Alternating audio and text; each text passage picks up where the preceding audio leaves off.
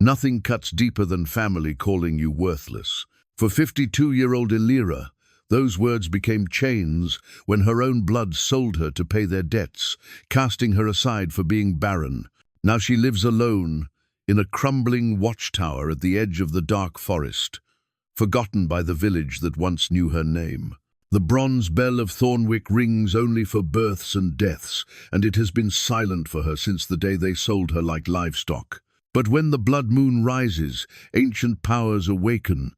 The alpha vampire emerges from the shadows, not seeking young prey, but drawn to a soul his kind has waited centuries to find one, strengthened by betrayal and refined by solitude. He sees what her family never could.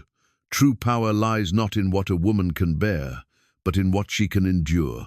What happens when the very people who abandoned her come begging for her protection?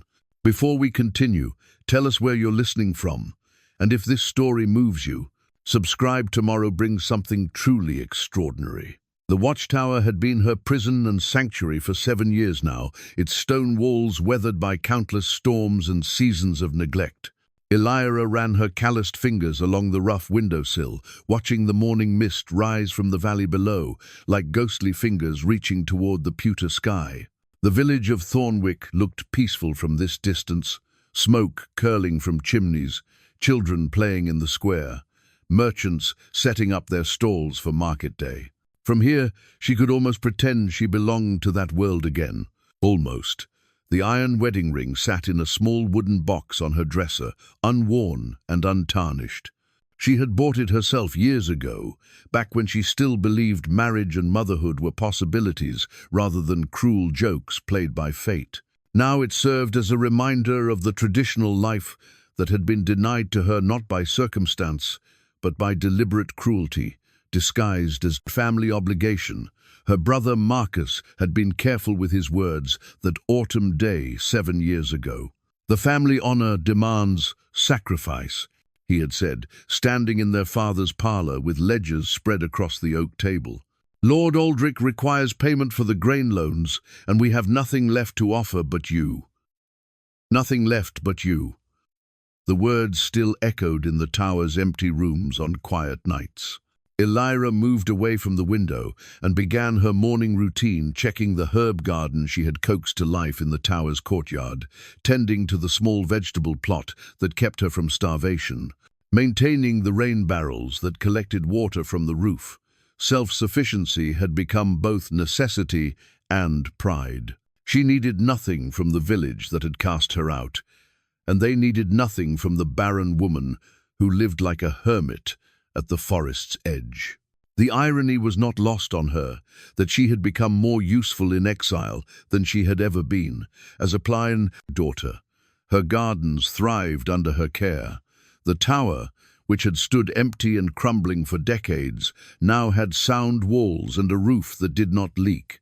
She had learned carpentry from watching Thomas the blacksmith repair his workshop, mastered stone cutting by trial and error, and developed an understanding of weather patterns that would have impressed the village's wisest farmers. But none of that mattered to people who measured a woman's worth by the children she bore. Agnes, the village healer, was the only person who still acknowledged her existence. The old woman climbed the winding path to the tower once each month, bringing news and trading herbs for the honey Elira collected from wild hives. Agnes never spoke of pity or charity. Their relationship was one of mutual respect between women who understood that survival sometimes required standing apart from those who would define you by their limitations. "The widow Marley's rheumatism is worsening," Agnes had reported during her last visit, settling her weathered frame on the wooden bench Elira had built beneath the apple tree. "I could use more of that willow bark preparation you make. The one with honey, it goes down easier than my bitter teas." Elira had nodded, pleased that her knowledge proved valuable. "I found a grove of young willows near the stream. The bark there is particularly potent this season. You have good instincts for healing work," Agnes had said, studying her with those sharp grey eyes that seemed to see more than they should. "Your grandmother had the same gift. Shame the family never recognized it." That conversation had stayed with Elira through the weeks that followed. Her grandmother, her father's mother, had been known for her herb garden and her ability to ease pain in ways that went beyond simple medicine. But she had died when Elira was barely 10, and the family had spoken little of her gifts afterward. Perhaps Marcus had been too young to remember, or perhaps he had chosen to forget anything that might complicate his narrow view of women's roles. The blacksmith Thomas represented another contradiction. In her exile, 3 times over the past months, he had climbed the hill to her tower, once to repair her well pump when it failed, once to bring iron fittings she needed for window shutters, and once simply to sit in her garden and talk about the changing seasons. He was a widower himself, his wife having died in childbirth 5 years before Elira's banishment, and he understood something about loneliness that most villagers preferred to ignore. "You keep this place better than half the homesteads in the valley," he had observed during his most recent visit, watching her adjust the leather hinges on her garden gate. "Your father would be surprised to see how well you manage on your own.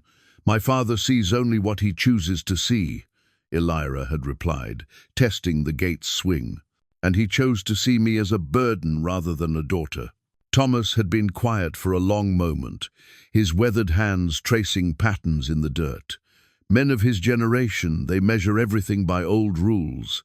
Sometimes they forget that strength comes in forms they were never taught to recognize. She had appreciated his words, though they could not heal the wounds left by family betrayal. Thomas offered friendship without conditions or expectations, and that had become precious in a world that had decided she was worthless. The hardest part was not the isolation itself, but the way the village had closed ranks around the fiction that her exile was justified. Marcus had crafted the story carefully, a family forced to desperate measures by circumstances beyond their control, making the painful but necessary choice to honor their debts.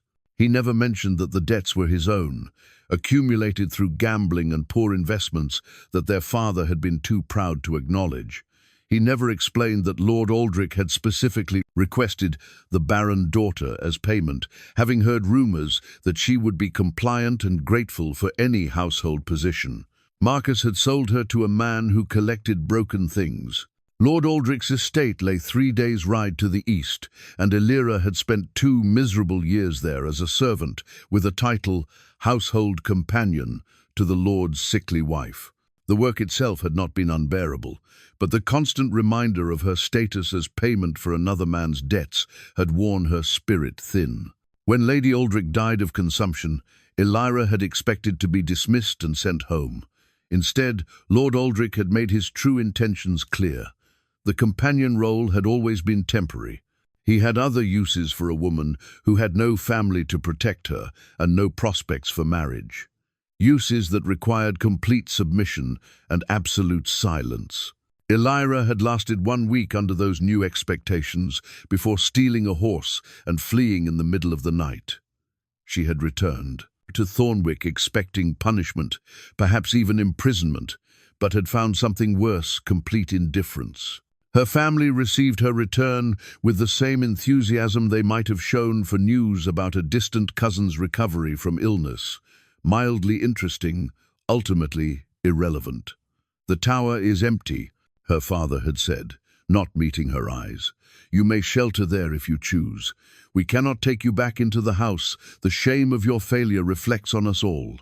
Her failure, as if Lord Aldrich's predatory intentions had been her fault rather than his. So she had climbed the hill to the abandoned watchtower and begun the slow work of making it habitable. The first winter had nearly killed her. She had not understood how to properly bank fires or preserve food for the lean months. But she had survived through stubbornness and necessity, and each year since had been easier than the last. Now the tower stood as proof that she needed no one's permission to thrive. The morning sun climbed higher, burning away the mist and revealing the forest that stretched endlessly beyond her small domain. Something about those woods had always called to her, even as a child.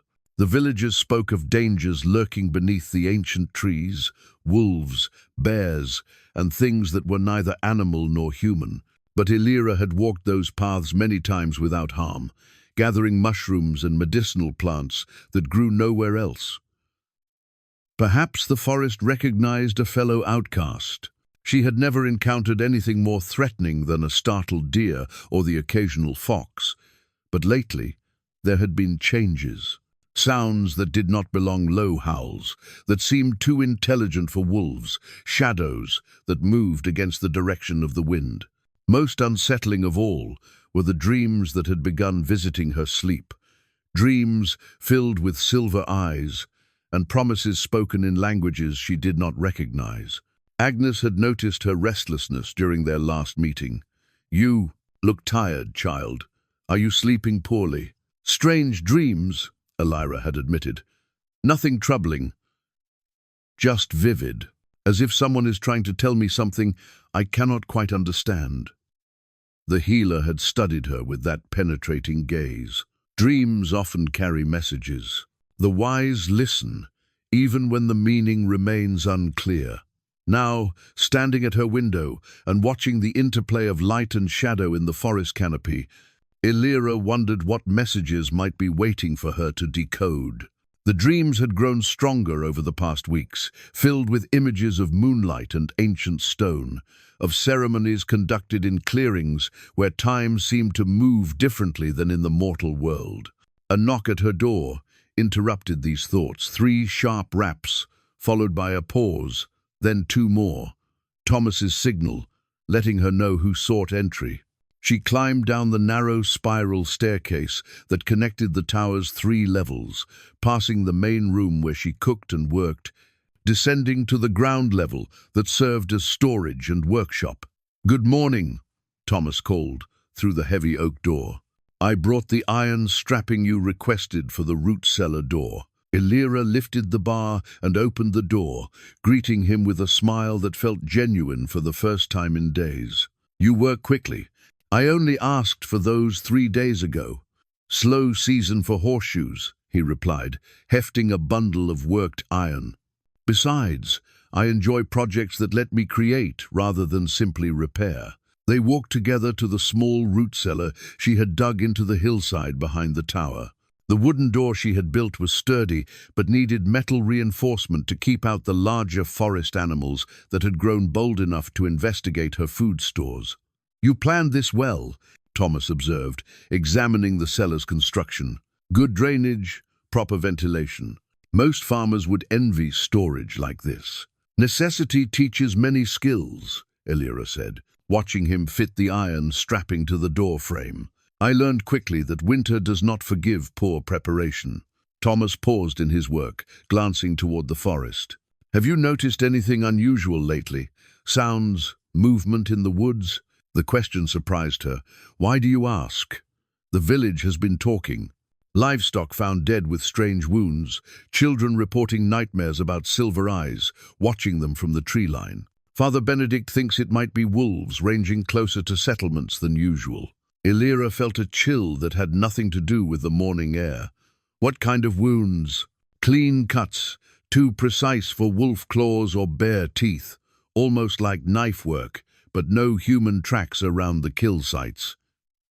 Thomas secured the last piece of strapping and tested the door's movement. "Agnes thinks there might be more to it than ordinary predators."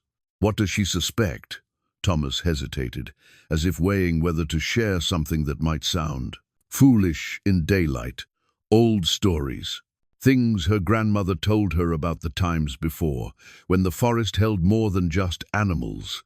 The silver eyes from Elira's dreams suddenly seemed less like imagination and more like warning. "What kind of things?" "Guardians," Thomas said quietly. "Beings that protected the borderlands in exchange for certain accommodations. Treaties that were honored for generations until people forgot why they mattered." "And you think these guardians have returned?" "I think something has awakened in the forest, and the village elders are too proud to remember the old ways of dealing with it." Thomas straightened, brushing iron filings from his hands. "Agnes asked me to speak with you about it. She thinks you might have insights." "Because I live closest to the woods?" "Because you dream, and dreams matter more than most people want to believe. Elira studied his weathered face, seeing concern rather than superstition in his expression. "What would Agnes have me do?" "Listen," Thomas said simply. "And if the dreams become clearer, share what you learn. The village may not value your presence, but they will need your knowledge before this business ends." As if summoned by their conversation, the sound of galloping horses echoed from the valley below. Elira and Thomas both turned toward the village, watching as a small group of riders approached the square at dangerous speed. Even from this distance, the urgency of their arrival was unmistakable. "Messengers," Thomas said grimly. "Riding like that usually means trouble." They watched as the riders dismounted and immediately gathered a crowd. The bronze bell began to toll, not the measured rhythm that marked regular hours, but the rapid, urgent pattern that called the entire village to assembly. "I should return," Thomas said. "But Elira, if your dreams grow stronger, send word immediately. Agnes believes the old treaties may need to be renewed, and that requires someone who can communicate with both sides of the bargain." After he left, Elira remained in her garden, watching the distant commotion in the village square. The bell continued its urgent tolling, and she could see more people streaming toward the center of town. Whatever news the messengers had brought, it was significant enough to interrupt the normal rhythms of market day. She found herself thinking about treaties and guardians, about silver eyes in dreams and livestock killed with impossible precision. For 7 years, she had lived at the border between the human world and whatever lay deeper in the forest. Perhaps it was time to discover what that position truly meant. The bell fell silent, but the crowd in the square remained gathered. From her watchtower window, Elira could see heated gestures and animated discussion, though the words did not carry across the distance. She had lived apart from village politics for so long that their concerns felt foreign to her now. But if Agnes was right about old treaties and forgotten guardians, then the forest's awakening might not be something the village could ignore or explain away with rational thinking. And if the dreams were truly messages rather than mere fancy, then perhaps her years of exile had been preparation for something larger than personal survival. The afternoon sun slanted through her windows as Elira began preparing for evening. She tended her garden, checked the locks on her storage areas, and set water to heat for her simple supper. But her thoughts kept returning to Thomas's words about communication and treaties, about the possibility that her dreams carried purpose beyond their own strange beauty. That night, as she climbed to her sleeping chamber in the tower's upper level, Elira decided to listen more carefully to whatever messages might come.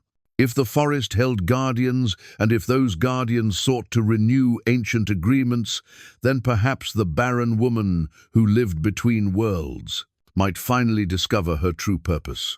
The silver eyes were waiting for her in dreams once again, but this time she did not turn away. The blood moon rose 3 nights later, casting the world in shades of copper and shadow that transformed the familiar landscape into something altogether stranger. Elira had seen lunar eclipses before, but nothing like this. The moon hung low and heavy in the sky, like a great crimson eye, pulsing with light that seemed to breathe with a rhythm all its own. She stood at her window, transfixed by the sight, when the pendant made itself known. It happened gradually at first, a faint warmth emanating from the stone floor beneath her feet, as if the tower itself was responding to the celestial event above. The sensation grew stronger, drawing her attention downward until she found herself kneeling on the worn stones and pressing her palms against the floor. The warmth was coming from below, from the foundation level she rarely visited, except to store preserves and root vegetables. Without fully understanding why, Elira lit a candle and descended the spiral staircase to investigate. The foundation chamber was older than the rest of the tower, its walls built from massive stones that predated the village by centuries. She had always assumed it was simply the original watchtower's base, but in the blood moon's strange light filtering through the narrow window slits, She could see patterns carved into the stone symbols that seemed to shift and flow when she looked at them directly. The warmth was strongest near the eastern wall, where loose mortar had fallen away over the years. Elira ran her fingers along the gaps between stones, feeling for the source of the heat, until her fingertips encountered something that definitely did not belong in ancient masonry. She worked carefully to extract it, using a kitchen knife to chip away the dried mortar that had sealed it in place. What emerged was a pendant unlike anything she had ever seen, a piece of polished obsidian set in silver so dark it was nearly black, suspended from a chain that seemed to absorb rather than reflect the candlelight. The moment her skin touched the metal, the pendant blazed to life with inner fire. Light poured from the obsidian stone, not the steady glow of flame, but something that pulsed and flickered like a heartbeat made visible. The carved symbols on the walls responded immediately, glowing with the same rhythm, transforming the chamber into a constellation of ancient markings that told a story she could not yet read. Above her, the blood moon's light seemed to intensify, streaming through the window slits with increased urgency. Elira felt a pull unlike anything she had experienced, not physical, but something deeper, as if the very essence of who she was had been called to attention by forces beyond her understanding. The pendant grew warm against her palm, and images began to flood her mind. Not dreams this time, but memories that belonged to someone else, or perhaps to many someone else's, stretching back through generations of women who had worn this same pendant and felt this same awakening under blood moons that marked the turning of ages. She saw herself standing in forest clearings where moonlight fell through ancient oaks like silver rain. She saw ceremonies conducted by figures in flowing robes, their faces obscured but their purpose clear. They were making agreements, forging bonds between the human world and something older, something that existed in the spaces between what was known and what was feared. And through it all, she saw the silver eyes from her dreams, belonging now to a figure that was definitely masculine, definitely powerful, and definitely waiting for her to understand what the pendant's awakening meant. The visions ended as suddenly as they had begun, leaving Elira gasping in the sudden dimness of ordinary candlelight. The pendant still glowed, but softly now, like an embers banked for the night. The wall carvings had returned to their normal stone grey, showing no trace of the illumination that had revealed their presence moments before. But the pull remained stronger than ever, drawing her attention toward the forest with an insistence that felt less like suggestion and more like summons. Elira climbed the stairs to the main level, the pendant warm against her throat where she had instinctively placed the chain. Through her windows, she could see that the blood moon's influence extended far beyond her tower. The entire forest seemed to glow with subdued red light, and shadows moved between the trees with purpose that suggested intelligence rather than random animal movement. In the distance, she could hear the village bell tolling again, not the organized pattern of official announcements, but the frantic, uneven rhythm of panic. Whatever was happening in Thornwick, it was connected to the lunar event that had awakened forces dormant in her. Tower's foundation. The pendant pulsed against her skin, and Elira found herself moving without conscious decision. She gathered her heaviest cloak, filled a water skin, and took up the walking staff she used for forest excursions. The pull toward the woods had become impossible to ignore, and she suspected that resistance would only make it stronger. She paused at her door, looking back at the tower that had been home and sanctuary for 7 years. Everything rational in her mind suggested that venturing into the forest during such strange circumstances was dangerous beyond measure. The livestock deaths Thomas had mentioned, the children's nightmares about silver eyes, the old stories about guardians and treaties, all of it pointed toward forces that human beings were wise to avoid. But the pendant disagreed, warming against her throat with each step toward the door, cooling when she hesitated. Whatever had been awakened by the blood moon, it was specifically calling to her, and the artifact she now wore seemed designed to ensure she answered that call. The forest at night was transformed into something altogether otherworldly. The blood moon's light penetrated the canopy in shafts of deep red that turned familiar paths into corridors through an alien landscape. Every tree seemed larger, every shadow deeper, every sound more significant than daylight logic could account for. Elira followed the pendant's guidance rather than any path she knew, letting its warmth direct her steps through undergrowth that parted as if anticipating her passage.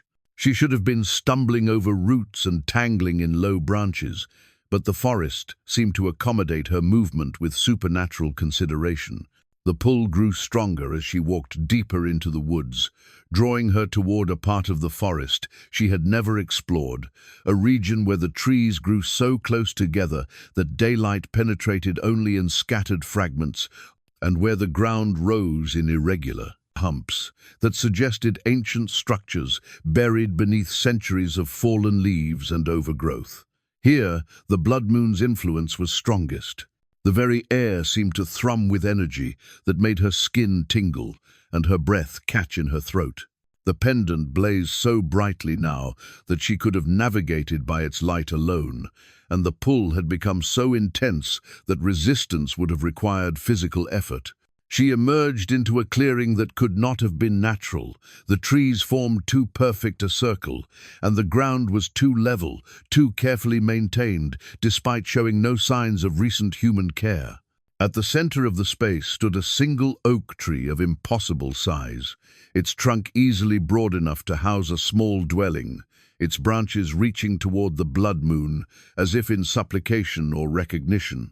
And beneath that tree, waiting with the patience of centuries, stood the figure from her dreams. He was tall and lean, with the kind of elegant bearing that spoke of nobility earned rather than inherited. His hair was dark as midnight, his skin pale as moonlight, and his eyes were indeed silver, not the dull grey of common eyes, but the bright, metallic silver of polished blades. He wore clothing that seemed to belong to no particular era, as if fashion were irrelevant to someone who existed outside the normal flow of time. When he spoke, his voice carried the authority of ages and the gentleness of someone who understood that power meant responsibility rather than dominance. "You answered the call," he said, and there was relief in his tone as well as satisfaction. "I had begun to wonder if the old blood had grown too thin, if the pendant would find no one worthy to wear it." Elira found her voice, though it came out softer than she intended. "What is this place? What are you?" "This is a sanctuary," he replied, gesturing to the clearing around them. "A place where treaties were made and renewed, where the guardians of the borderlands met with those they were sworn to protect. As for what I am Draven, last of the Alpha line, keeper of the ancient covenants that maintain the balance between your world and mine." The pendant pulsed against her throat, and suddenly, the fragments of vision and dream began to coalesce into understanding. "The livestock deaths, the nightmares, those weren't your doing, were they?" "No," Draven said, his silver eyes reflecting the blood moon's light. "They were the work of those who would break the old treaties, who seek to claim these lands without honoring the agreements that have protected them for generations. I have been calling to you because the covenants can only be renewed by one who carries the blood of the original treaty, Maker's blood that flows in your veins, though your family has forgotten its significance." "My family cast me out," Elira said, touching the pendant unconsciously. "They declared me worthless because I cannot bear children." "They declared you worthless because they had forgotten what worth truly means," Draven replied, stepping closer. "The covenant was never about bloodlines continued through children, but about bloodlines awakened to their true purpose. You are not Barren, Elira of Thornwick. You are chosen." The blood moon reached its zenith above them, and the clearing filled with light that seemed to come from everywhere and nowhere. In that illumination, Elira saw the truth that had been hidden from her for 32 years. She was not the family failure, the woman who could not fulfill her proper role. She was the culmination of generations of careful breeding, the one in whom ancient gifts had finally manifested strongly enough to bridge the gap between human and supernatural worlds. The pendant's warmth spread through her entire body now, awakening senses she had never known she possessed. She could feel the forest's heartbeat, hear the whispered conversations of wind through leaves, see the web of connections that bound all living things into a single, vast tapestry of existence. And at the center of it all stood Draven, guardian and protector, waiting for her to accept a destiny that had been hers since birth. "What happens now?" she asked. "Now," Draven said, extending his hand toward her, "we begin the work of renewal. But first, you must choose, will you embrace what you truly are, or will you return to the tower and pretend this night never happened?" The village bell was still tolling in the distance, carrying panic on the night wind. Whatever forces sought to break the old treaties were not waiting for her decision. Every moment she hesitated was another moment that innocent people remained at risk from powers they did not understand and could not fight. Elira looked at Draven's outstretched hand, then at the pendant that had awakened possibilities she was only beginning to comprehend. The choice was hers, but in her heart she knew it had already been made. The moment she descended into her tower's foundation and found the artifact that had been waiting for her touch. She placed her hand in his, and the blood moon blazed with approval above them. The walk back to her tower felt different now, as if the forest itself had rearranged during her absence in the sacred clearing. Draven had escorted her to the tree line but ventured no closer to human habitation. The ancient treaties, he explained, required certain boundaries to be observed until the covenant could be properly renewed. "The pendant will guide you now," he had said, his silver eyes reflecting starlight that seemed too bright for the pre-dawn sky. "Trust its warmth when making decisions, and listen to the voices it carries. Your heritage awakening means you can hear what others cannot." Elira touched the obsidian stone that now rested against her throat, feeling its steady pulse like a second heartbeat. The world looked different, through eyes that had been opened to supernatural truth. She could see the flow of energy through living things, the trees glowing softly with life force, small creatures leaving trails of light as they moved through the undergrowth. Even the earth itself emanating a gentle radiance that spoke of deep, patient strength. But she could also see the shadows that did not belong, dark patches in the forest's natural luminescence, where something had recently passed, something that drew life rather than nurturing it. Agnes was waiting for her at the tower's base, sitting on the stone bench with a leather satchel beside her and an expression that mixed worry with expectation. "You found it," the old healer said, her gaze immediately drawn to the pendant. "I wondered when the blood moon would finally call the artifact to its rightful bearer." Elira stopped short, studying Agnes's weathered face. "You knew about this?" "Child, my family has been keeping records for 5 generations, waiting for the signs to align properly." Agnes stood, slowly, her joints protesting the long night vigil. "The pendant, the blood moon, the awakening of the guardian, it was all foretold in my grandmother's journals. Then why didn't you tell me before?" "Because knowledge given too early becomes burden rather than gift." Agnes opened her satchel and withdrew a thick volume bound in cracked leather. "Your heritage had to manifest naturally, or the ancient powers would not recognize your claim. But now that you have touched the pendant and met the Alpha, it is time you learned the full truth of what you are." They climbed to Elira's main chamber, where she built up the fire and prepared tea while Agnes spread the ancient journal across the wooden table. The pages were covered in careful handwriting, interspersed with diagrams and symbols that echoed the carvings Elira had seen glowing in her tower's foundation. "Your bloodline stretches back to the first treaties," Agnes began, turning to a page marked with pressed flowers that had somehow retained their color despite obvious age. When humans first settled this region, they discovered they were not alone.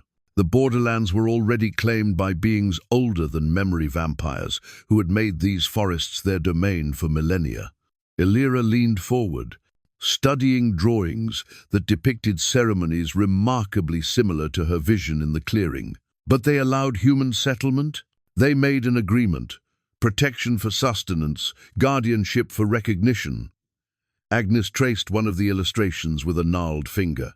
The vampires would defend the borderlands against darker threats, creatures that would have consumed human settlements entirely, and in return, they would receive willing cooperation from specific bloodlines when renewal ceremonies were required.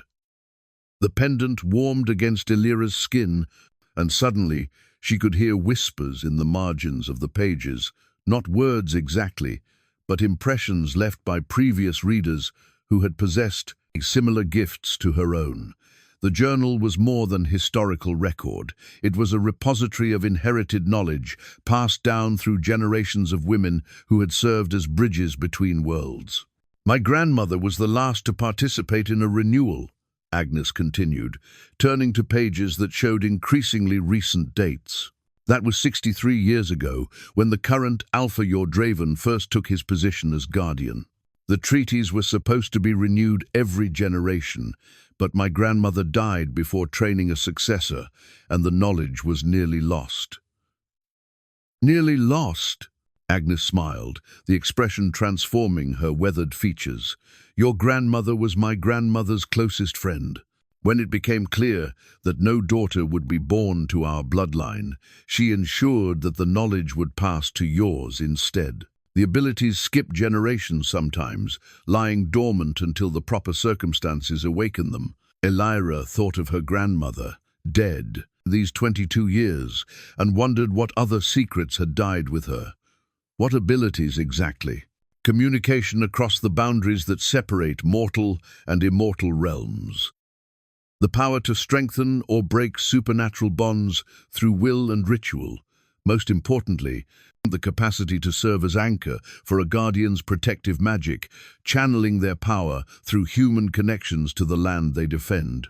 The implications of Agnes's words sent a chill through Elira that had nothing to do with the pre-dawn cold. You're saying I'm meant to be bound to him? Permanently?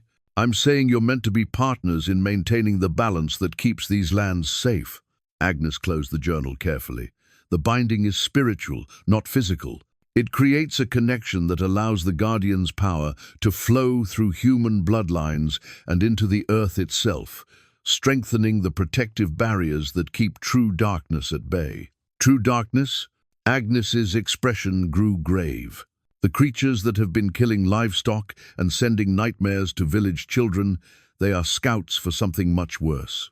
Vampires who have rejected the old ways, who seek to claim territory through conquest rather than cooperation. They believe the treaties make their kind weak, and they want to prove that humans are nothing more than prey to be harvested. Elira felt the pendant pulse more urgently, and with it came an awareness that the village below was stirring with unusual activity, even for early morning hours. The bell last night, what news did those messengers bring? 3 more villages to the east have been attacked. Livestock slaughtered, families found drained of blood, survivors speaking of creatures that moved too fast for human eyes to follow. Agnes gathered the journal back into her satchel. The village council spent the night debating whether to evacuate or fortify. They have no idea that their survival depends on decisions being made by the woman they cast out 7 years ago. Through her window, Elira could see smoke rising from more chimneys than usual, people moving through the streets with the hurried gait of those preparing for crisis. Thomas had been right about the village needing her knowledge, but he had not known how literally that would prove to be true. What must I do? She asked. Learn quickly, Agnes replied. The renewal ceremony requires preparation, understanding, and perfect timing. The blood moon was only the beginning. Its power will fade with the dawn, and we have perhaps a fortnight before the next opportunity arises. In that time, you must master abilities that normally take years to develop, and Draven must prepare his own people for a binding that will either secure peace for another generation or mark the beginning of open war. His own people? Did you think he was alone in these forests? The Alpha leads others of his kind vampires who chose cooperation over conquest, who honor the old agreements even when it cost them opportunities for greater power. Agnes stood, shouldering her satchel. They have been waiting as long as we have for the bloodlines to produce another anchor. Your awakening gives them hope, but it also paints a target on your back for those who would see the treaties destroyed. Elira looked down at the pendant, its surface reflecting the growing dawn light. And if I fail? Then the borderlands fall to creatures that view humans as nothing more than livestock, and the darkness spreads until it consumes everything we have built here. Agnes moved toward the stairs. But you will not fail, child. Your blood carries the strength of generations, and your soul has been tempered by trials that would have broken lesser spirits. The family that cast you out as worthless will discover that they threw away the very thing that could save them all. After Agnes left, Elira stood at her window, watching the village prepare for threats they did not understand. The pendant continued its gentle pulsing, and she found herself beginning to sense the individual heartbeats of the people below Thomas, working his forge with unusual urgency, children helping their parents secure livestock, her own brother Marcus standing in the village square, arguing with men she did not recognize. For 7 years, she had lived apart from their world, learning to need nothing from people who had decided she had nothing to offer. Now, quite literally overnight, she had become their only hope for survival. The irony was not lost on her, but neither was the responsibility. Whatever came next, she would face it with the knowledge that her worth had never been determined by others' expectations. It had been waiting, patient, and powerful for the moment when it would be needed most. The iron collar lay half-buried beneath the tower's foundation stones, revealed only when Elira descended to investigate the source of a new vibration that had been humming through the walls since dawn. The pendant's awakening seemed to have triggered responses throughout the ancient structure, as if the entire tower was designed to reveal its secrets once the proper key had been turned. This artifact was different from the pendant, where her bloodline inheritance pulsed with warm life. The collar radiated the cold weight of old suffering. It had been crafted to control rather than empower, to bind supernatural strength through pain and submission. But the metal was cracked now, its power broken beyond repair, and touching it filled Elira with fierce satisfaction rather than dread. The collar told its own story through the impressions that flowed into her awakened consciousness. She saw vampires forced into servitude by human lords who had discovered the binding rituals but not their proper purpose, saw the ancient treaties perverted into tools of domination rather than cooperation. The collar represented everything the original covenants had been, designed to prevent the reduction of thinking beings to property, regardless of which species claimed superiority. But someone had broken this collar deliberately, and recently, the metal still held traces of supernatural strength applied with surgical precision, as if its destruction had been both symbolic act and practical necessity. "You found it." Draven's voice came from directly behind her, though she had heard no footsteps on the stone stairs. Elira turned, unsurprised to see him standing in the shadow of the stairwell. The pendant had been growing warmer over the past hour, and she was beginning to understand that it served as a form of communication between them, even across distances. "How did you enter my tower?" "The same way you entered my forest, by invitation." Draven moved closer, studying the broken collar with expressions that shifted between anger and relief. "The barriers between our realms grow thinner as the binding strengthens. Soon we will be able to share space without the restrictions that normally separate vampire from human territories. You destroyed this 3 nights ago when the blood moon began to rise and I felt your heritage awakening." Draven lifted the collar, his fingers tracing the precise breaks in the metal. It belonged to my predecessor, the Alpha before me, who was enslaved by human lords seeking to use vampire strength for conquest rather than protection. He wore it for 30 years before finding the will to break free, and by then, the damage to the Covenant relationship had spread too far to easily repair. Elira thought of Agnes's journal, of the gap in renewal ceremonies that had lasted 3 generations. That's why the treaties weren't maintained. Fear replaced trust on both sides. Humans remembered vampires as creatures who could be controlled through force, while my people remembered humans as masters who valued them only as weapons. Draven set the collar aside, his silver eyes meeting in hers. It has taken decades to rebuild enough goodwill for renewal to become possible. The pendant pulsed between them, and Elira felt the first stirrings of the connection Agnes had described. Not intrusion, but invitation. Like the difference between having someone break down her door and having them knock politely for admission. "I can feel you," she said softly. "Not thoughts, but presence.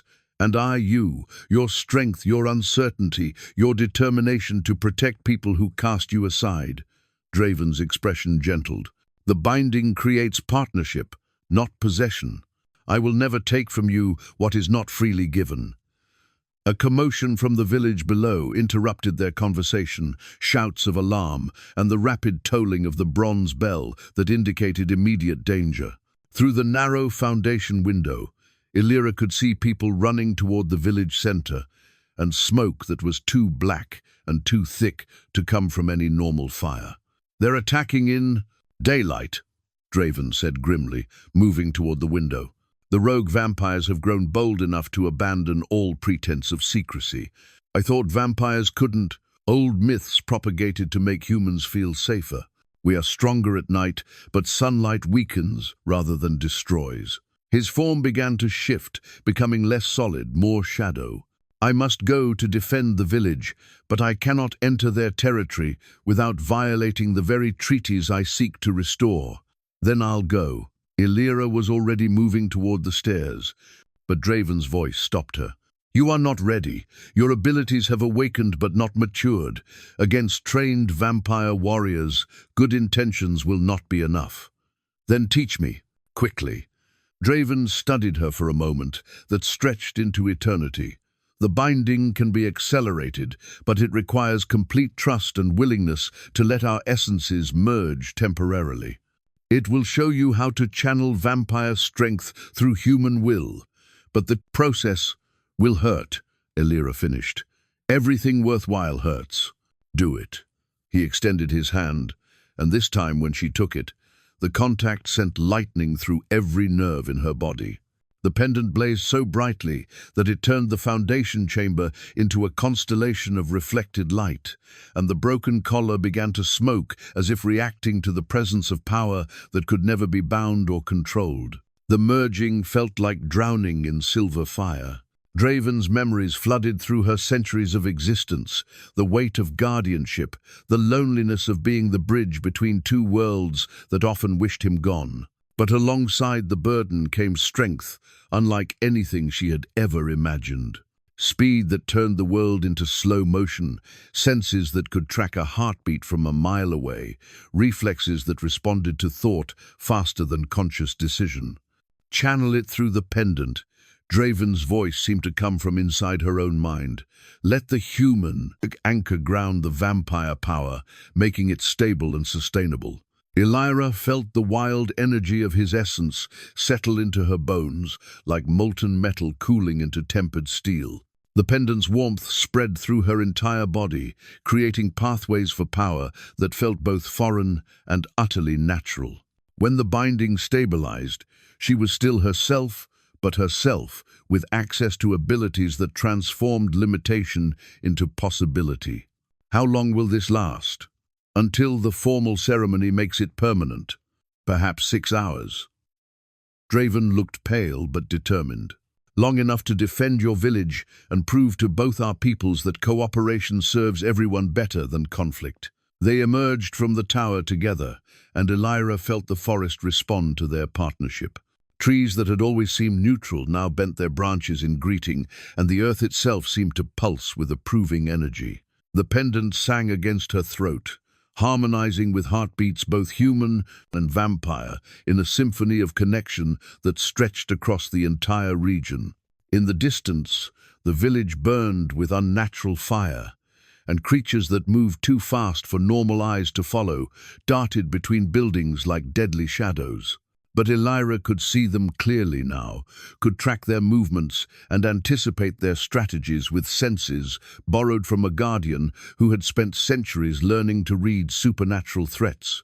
"They're herding the villagers toward the square," she observed, watching the pattern of attacks with new understanding. "Creating panic to gather them in one place for easier harvesting," Draven confirmed grimly. "It's how rogue vampires operate when they abandon hunting for farming. Then we stop them." "We stop them," he agreed. Together, they ran toward a village that had never wanted her protection, moving with speed that turned the landscape into a blur of color and light. The pendant guided their steps, the broken collar's history gave them understanding of their enemies' weaknesses, and the binding between them provided strength enough to face creatures that had terrorized the borderlands for far too long. For the first time in 7 years, Elira was returning to the community that had cast her out, not as a supplicant begging for acceptance, but as a protector with power they could never have imagined. The attack on Thornwick was more coordinated than any natural disaster, each movement of the rogue vampires calculated to maximize terror while minimizing actual destruction of property. They wanted the village intact, Elira realized as she and Draven approached. The outskirts' empty buildings were worthless, but a functioning settlement could provide sustainable feeding for years if properly managed. The silver chalice appeared in Draven's hands as they paused at the forest's edge, materializing from shadow and moonlight as if summoned by necessity rather than magic.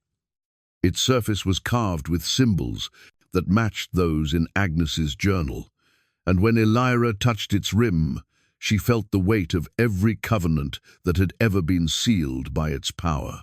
"The Guardian's chalice," Draven explained, his voice carrying reverence. "It can bind truth from lies, seal oaths that cannot be broken, and most importantly, reveal the true nature of any being who drinks from it.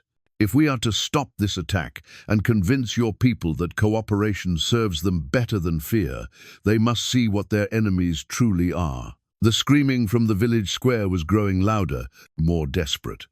Through her enhanced senses, Elira could distinguish individual voices, children crying for parents, adults calling out names of missing loved ones, and underneath it all, the cold laughter of predators who had found their prey gathered in one convenient location. "How many?"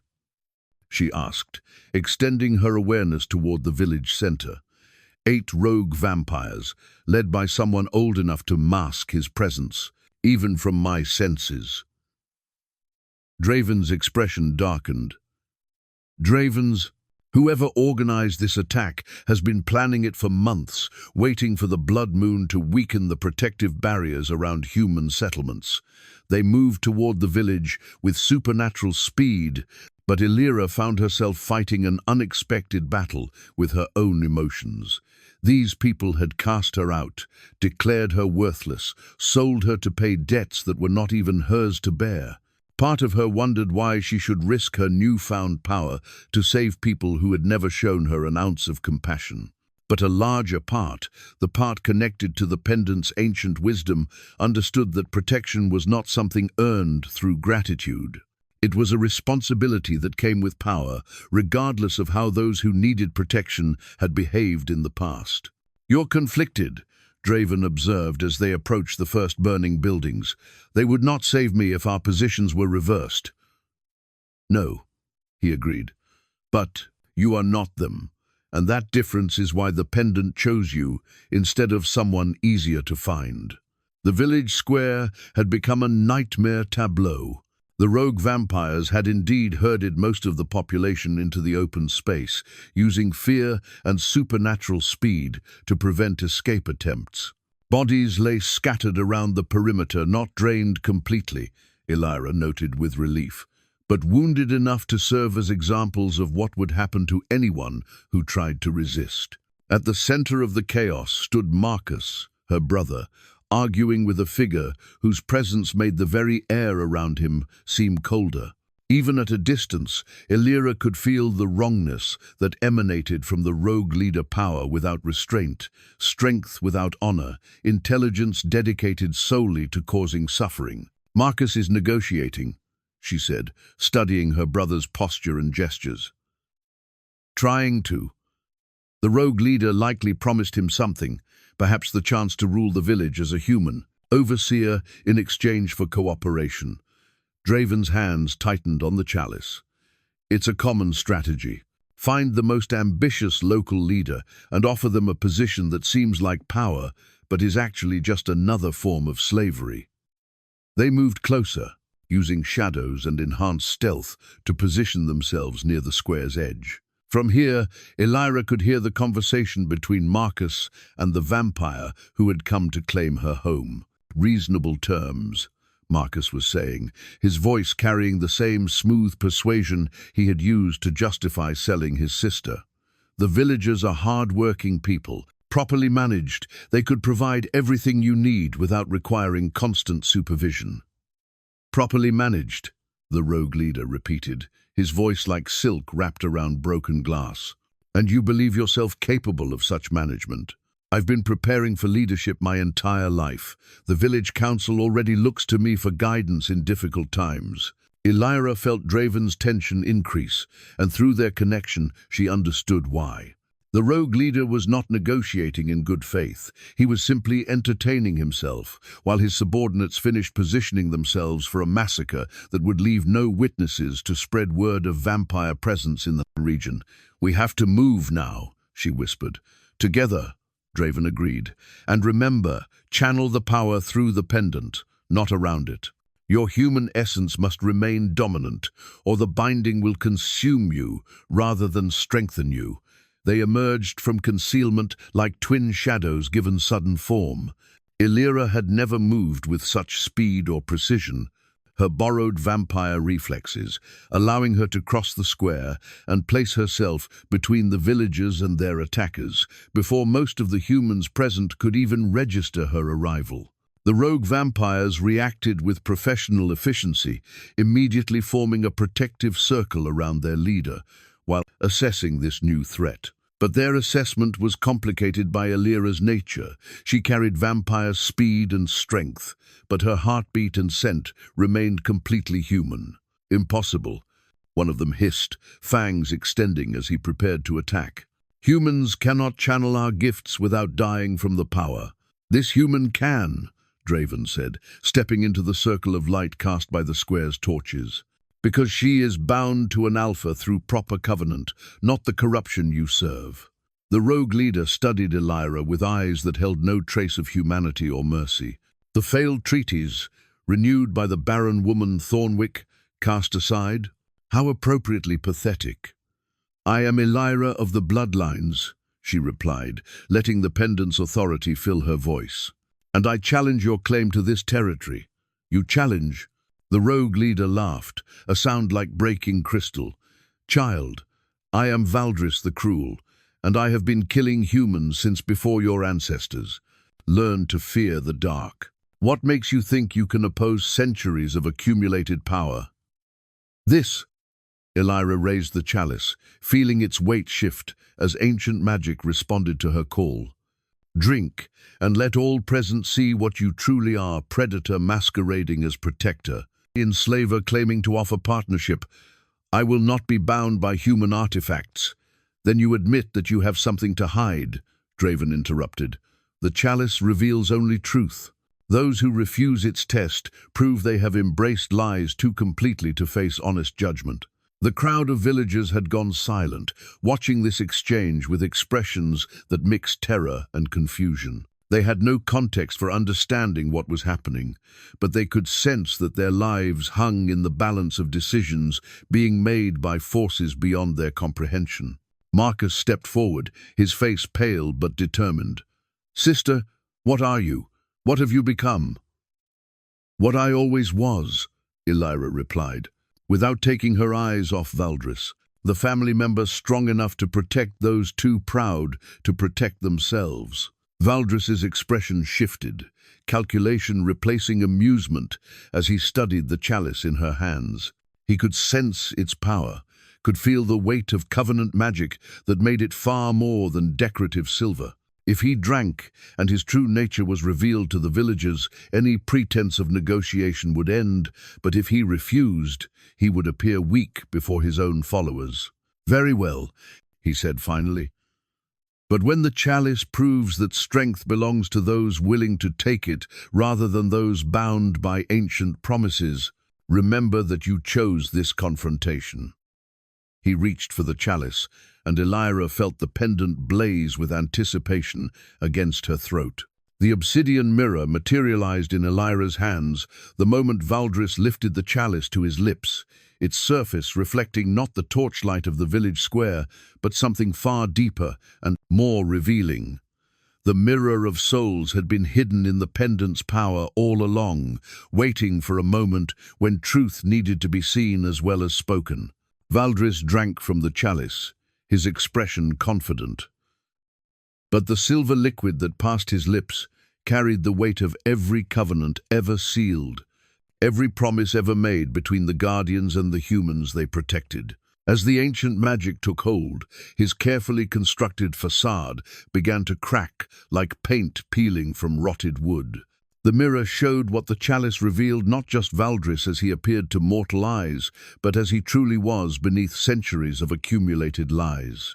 The reflection displayed a creature so consumed by hunger that humanity had become nothing more than a collection of resources to be harvested.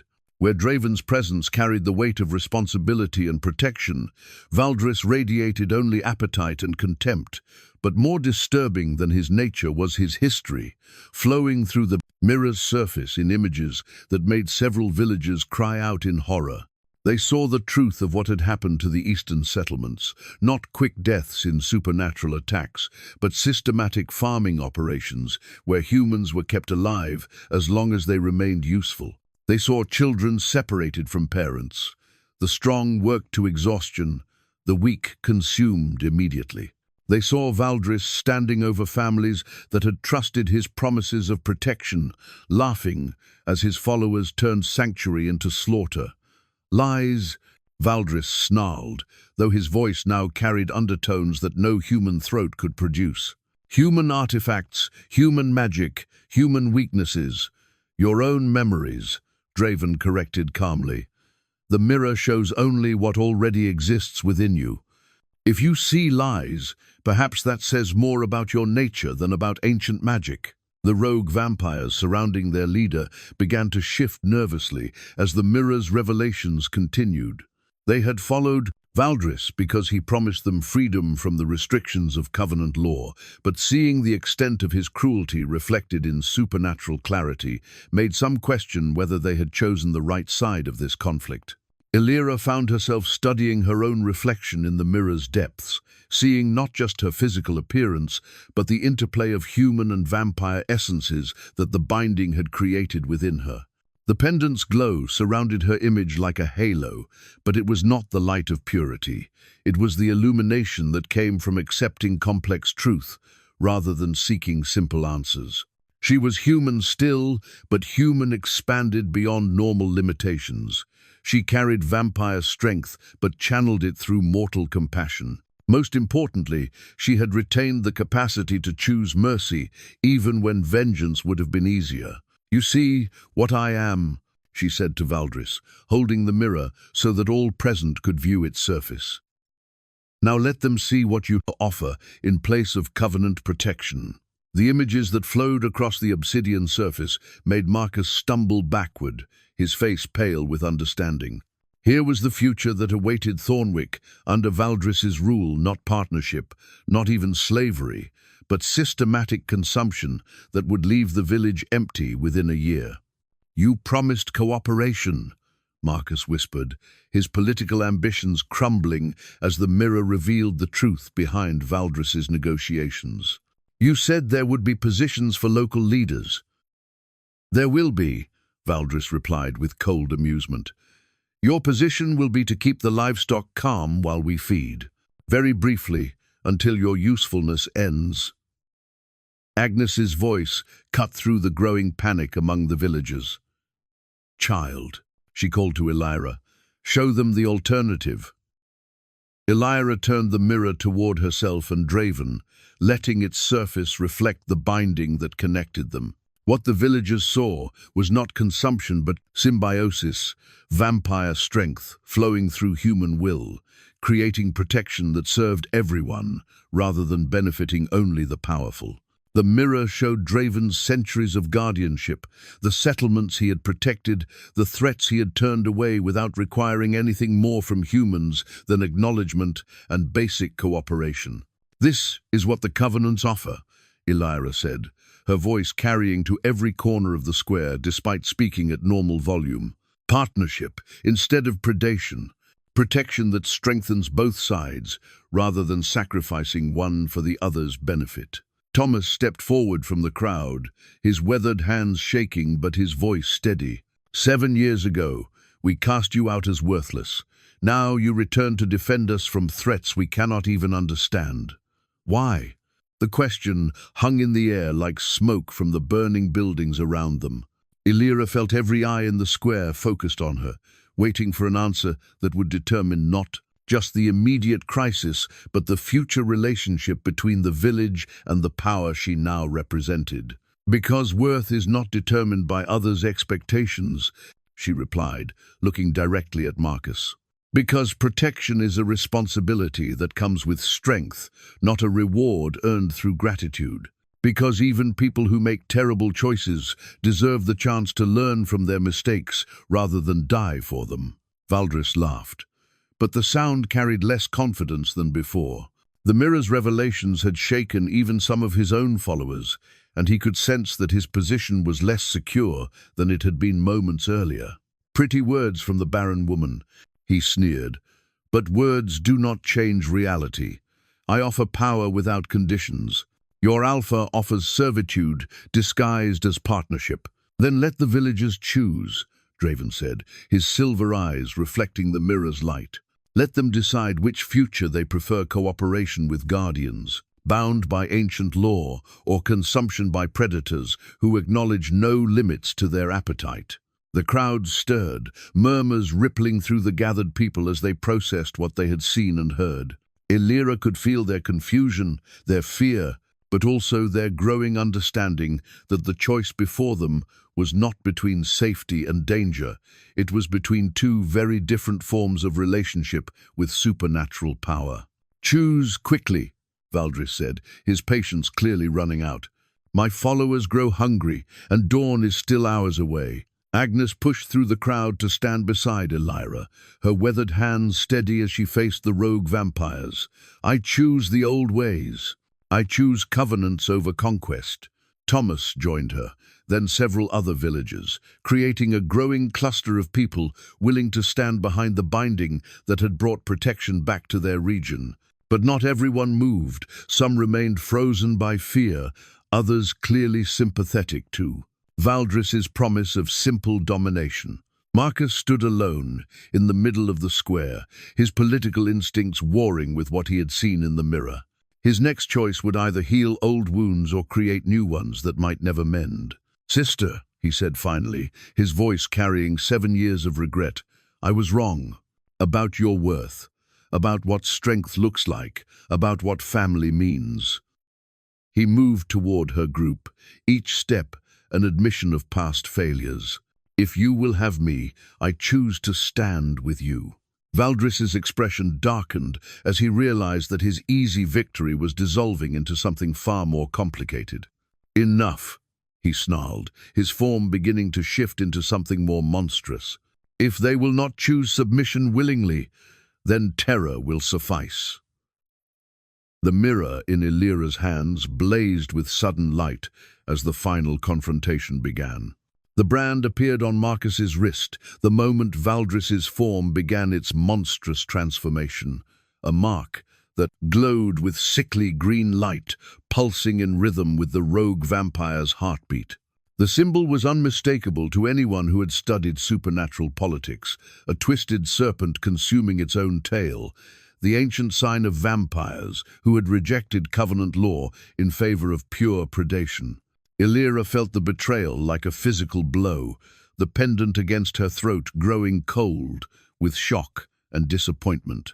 Through the mirror of souls, she could see the truth she had been too hopeful to recognize. Marcus had not been negotiating with Valdris as a desperate village leader trying to protect his people. He had been coordinating with him as an accomplice whose treachery stretched back months before the blood moon's rise. "The traitor's brand," Draven said grimly, his silver eyes focused on the mark that Marcus was now trying to hide beneath his sleeve. "It appears only on humans who have been marked for reward by rogue vampires, servants who provide information and assistance in exchange for promises of power." The mirror showed them everything now, revealing the conspiracy that had shaped Elira's entire life. Marcus had not accumulated debts through gambling and poor investments. He had borrowed money specifically to create a crisis that would force the family to sell their daughter. The debt to Lord Aldrich had been fabricated, part of a plan to remove Elira from Thornwick before her heritage could awaken and complicate rogue vampire designs on the territory. "You knew," Elira whispered, staring at her brother with growing horror. "You knew what I was, what I could become, and you arranged to have me sold away before it could happen." Marcus backed away from the group that had gathered around her, his political mask finally discarded to reveal the calculating ambition underneath. "In you, the old bloodlines were a weakness," he said, his voice carrying the same smooth justification he had used to explain her sale 7 years earlier. "Binding our people to supernatural protectors who demand tribute and restrict our growth. Valdris offered true partnership, humans and vampires working together without the restrictions of ancient law." "Partnership?" Agnes stepped forward, her healer's instincts making her movements seem deceptively fragile. "The mirror showed us what his partnership looks like. Humans reduced to livestock, children separated from families, entire settlements consumed until nothing remains." "Temporary measures," Marcus replied, but his voice lacked conviction. "The transition period would be difficult, but once the old systems were completely dismantled, there would be no transition period," Draven interrupted. "Valdris has no interest in human partnership. The brand on your wrist marks you as a useful tool, nothing more. When your usefulness ends, you will discover that his promises carry the same value as the paper they were never written on." Through the mirror's surface, Elira could see the moment when Marcus had first been approached by Valdris's agents, not after the blood moon's rise, but years earlier, when he had been a young man resentful of his family's declining social position and desperate to find a path to greater influence. The rogue vampires had recognized his ambition and carefully cultivated it, feeding him information about Elira's bloodline and helping him plan her removal. The false debt to Lord Aldrich had been perfectly crafted to seem both urgent and legitimate. Marcus had borrowed real money from Valdris's human agents, then gambled it away as planned, creating the crisis that would justify selling his sister. Lord Aldrich himself had been another agent in the conspiracy, tasked with keeping Elira away from Thornwick during the crucial years when her abilities would naturally begin to manifest. But they had not counted on her strength, her refusal to accept the role they had assigned her, or her eventual escape back to the watchtower where ancient magic waited to claim its rightful heir. "You tried to have me cursed," Elira said as more pieces of the conspiracy revealed themselves through the mirror's truth. "The barrenness was not natural. It was induced to prevent my bloodline from continuing and to weaken my connection to the covenant magic." "A minor magical working," Marcus admitted, with a shrug that suggested he felt no shame about what he had done. "Applied to your food when you were 16, designed to ensure you would never fulfill the role the old blood intended for you." Agnes's expression darkened with understanding.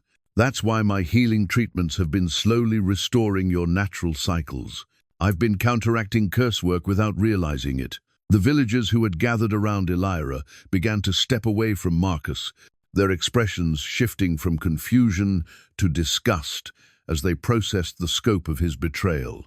He had not just sold his sister, he had orchestrated a conspiracy that put their entire community at risk for his personal advancement.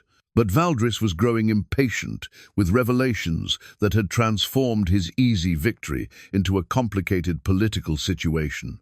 Enough, he snarled, his form completing its transformation into something that bore only vague resemblance to the elegant figure who had entered negotiations. The human politics matter nothing. This territory will be claimed tonight, with or without local cooperation. The rogue vampires behind him began their own transformations, abandoning any pretense of civilization as they prepared for the slaughter that had always been their true intention. But Elira could sense something else through the pendant's connection to Draven. They were not the only supernatural beings in the village square. "You're not alone," she said to Draven, feeling the presence of others who moved in the shadows beyond the torchlight. "No." When word came that the rogue factions were moving against human settlements, others of my kind chose to honor the old covenants. His voice carried relief and determination in equal measure. The Alpha line was never meant to stand alone. They emerged from the darkness like silver shadows given form vampires who had maintained loyalty to the treaty system, who believed that cooperation served their kind better than conquest. Their leader was a woman whose presence radiated the same authority as Draven's, but tempered with centuries of experience in dealing with the political complexities of supernatural governance. "Sister," she said to Draven in a voice like silk over steel, "I see you have found your anchor at last." "Sarah," Draven replied with obvious affection, "your timing is, as always, impeccable." "The timing was planned, not coincidental," Sarah said, studying Elira with eyes that held the wisdom of ages. "We have been tracking Valdris's conspiracy for months, waiting for the proper moment to intervene. The awakening of the bloodline anchor provided that moment." Valdris's confidence began to crack as he realized that the odds had shifted dramatically against him.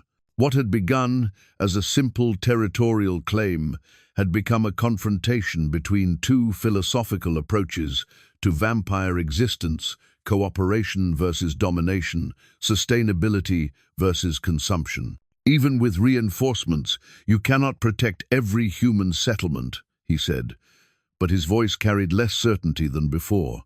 "The old ways are dying, replaced by recognition that strength belongs to those willing to take it." "The old ways adapt and endure," Sarah replied calmly, "as they have for centuries before your existence, and as they will for centuries after your memory fades."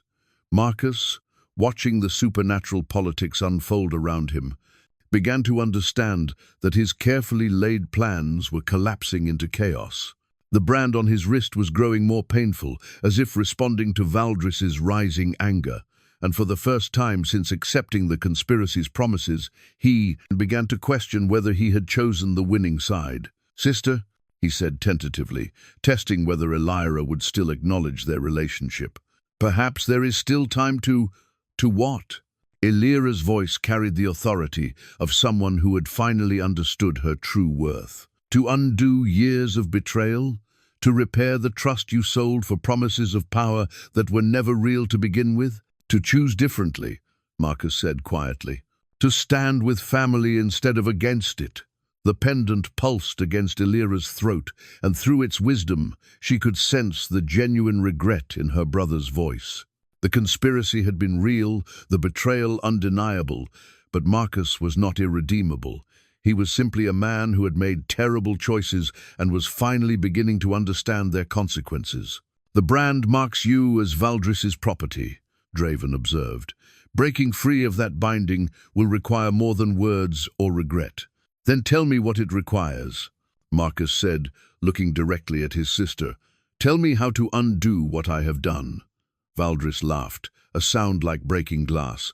"The brand cannot be removed by human will or vampire magic. It marks you as mine until death claims you or I release you from service." But Sarah was studying the mark with interest rather than concern. "Actually," she said thoughtfully, "there is one way to break such bindings. It requires the willing sacrifice of something valuable to the marked individual, offered freely, without expectation of reward or forgiveness." She looked meaningfully at Elira, and through the pendant's connection, understanding flowed between them.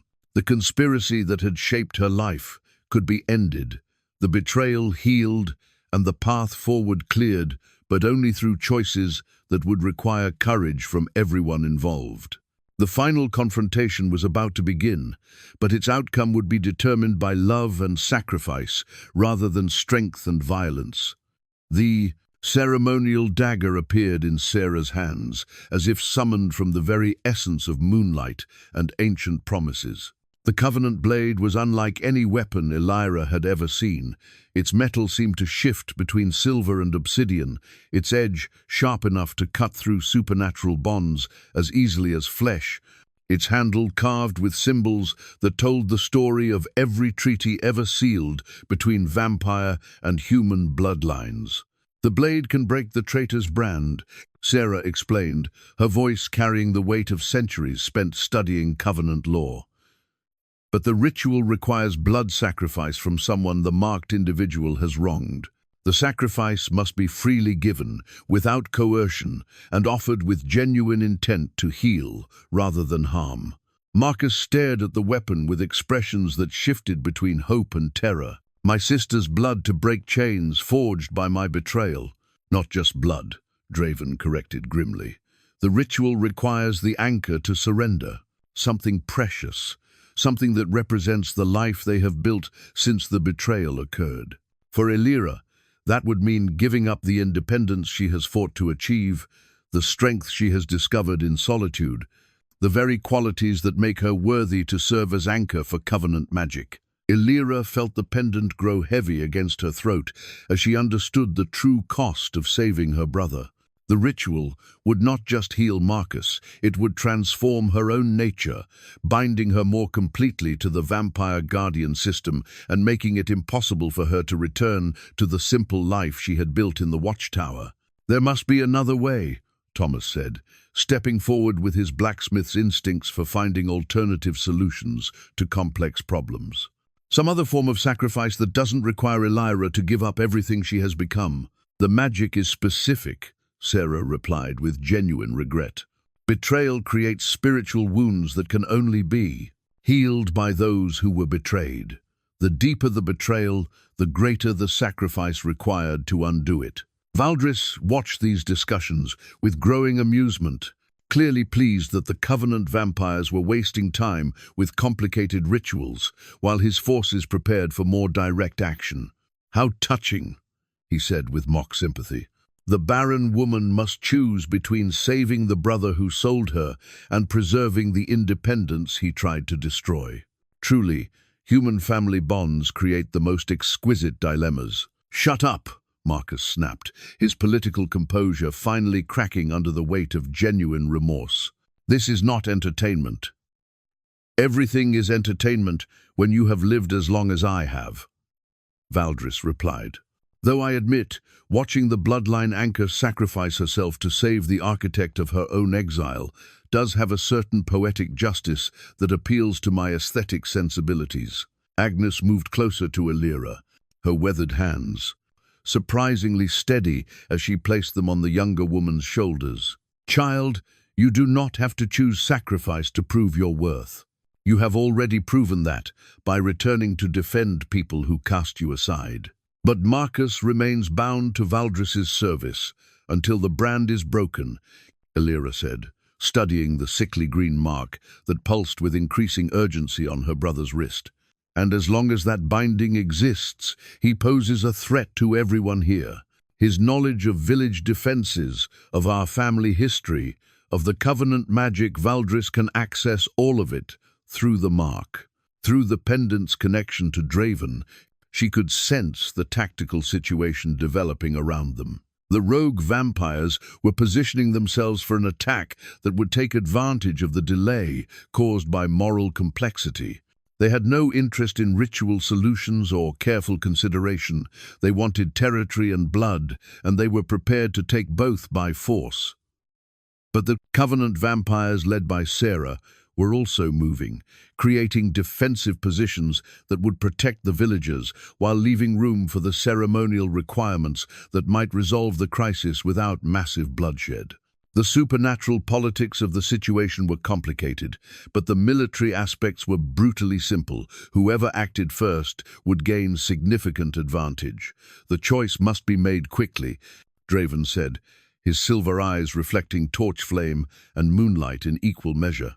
Valdris will not wait much longer for negotiations to conclude. Elira looked at the Covenant blade in Sarah's hands, then at Marcus with his brand of betrayal, then at the villagers who watched, with expressions mixing hope and fear. 7 years ago, these people had measured her worth by standards that had nothing to do with her actual capabilities. Now they waited for her to save them all, through a sacrifice that would prove those standards had always been meaningless. The irony was not lost on her, that the family who had cast her out as Barren would be preserved by her choice to embrace a binding that would make traditional childbearing impossible forever. The Covenant magic required complete dedication. Anchors could not divide their loyalty between supernatural partnerships and human families, but perhaps that was exactly the point. Perhaps true worth came not from fulfilling others' expectations, but from choosing to protect them, despite their failures to recognize what protection required. "I will do it," she said finally, reaching for the blade, "but I want something in return." "You are not in a position to negotiate," Valdris interrupted. "The brand ensures that your brother remains my property, regardless of what rituals you attempt." "The brand ensures his current loyalty," Sarah corrected, with the precision of someone who had studied supernatural law for centuries. "But Covenant magic operates under older authorities. If the anchor chooses to break the binding through proper sacrifice, your claim becomes void." Valdris's expression darkened as he realized that his political maneuvering had been countered by legal precedent he could not simply dismiss. "Then I will take by force what cannot be claimed through law." "That," Draven said with satisfaction, "would constitute a direct violation of the neutrality agreements that have prevented open war between our factions for decades. Are you prepared to answer to the Council of Elders for breaking the peace?" The mention of higher vampire authorities gave Valdris pause, and Elira understood that the supernatural world operated under political constraints just as complex as human society. Valdris might be willing to raid isolated settlements and corrupt ambitious humans, but directly challenging established law would bring consequences he was not prepared to face. "What do you want in return?" Marcus asked, studying his sister's face for clues about what price she intended to extract for his salvation. "Truth," Elira said simply. "Complete truth about the conspiracy, about who else was involved, about what other plans were made that might threaten this region in the future. And after the truth, a binding oath that you will spend the remainder of your life working to repair the damage your choices have caused." "That can be arranged," Sarah said, nodding approvingly. "Covenant law provides for redemptive service as an alternative to punishment. If the marked individual accepts responsibility and commits to making amends, the community can choose restoration over retribution." Thomas stepped forward, his weathered hands clasped behind his back, in the posture he used when making important decisions about his craftswork. "If Elira performs this sacrifice, what exactly does it mean for her future? What does serving as anchor require?" "Partnership with the Guardian, binding that cannot be broken except by death, and responsibility for maintaining the spiritual. The connections that keep Covenant magic stable across the entire region," Sarah explained. "It means becoming something more than human, but not less than herself, a bridge between worlds that serves both sides of the relationship. It means no normal life," Agnes added quietly. "No marriage, no children, no quiet retirement to a cottage with a garden. The magic demands everything in exchange for the power it provides." Elira nodded, accepting the weight of understanding. "But it also means No one else has to make these choices. No other bloodline daughter will be sold to pay debts that were never real.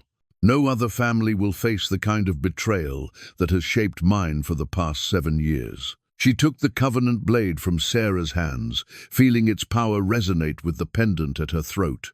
The weapon was surprisingly light, balanced with the precision that came from centuries of use in ceremonies that bound the supernatural world together through willing sacrifice, rather than conquest.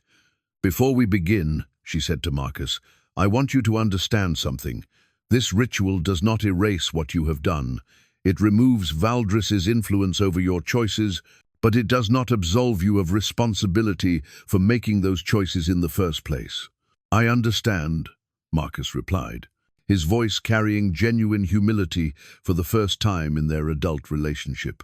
"I know that forgiveness must be earned, not granted through magic." "Good," Elira said, raising the blade until its edge caught both moonlight and torchlight, "because earning it will take the rest of your life." Valdris made one final attempt to disrupt the proceedings. "You think this changes anything? Even if you break the mark, even if you bind yourself completely to the Guardian system, there are others who share my vision of vampire superiority. The old covenants are failing throughout the borderlands, and no single anchor can preserve them all." "No single anchor," Sarah agreed. "But perhaps an awakened bloodline can train others, can teach the forgotten skills to a new generation of those willing to serve as bridges between worlds." Elira felt the truth of that possibility flow through the pendant's connection to ancient wisdom. She was not the last of her kind, she was the first of a new generation that could rebuild what had been damaged by years of fear and misunderstanding.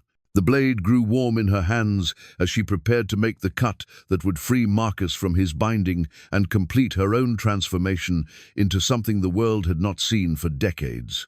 Around them, vampires and humans alike watched with the understanding that they were witnessing the beginning of a new chapter in the relationship between their species.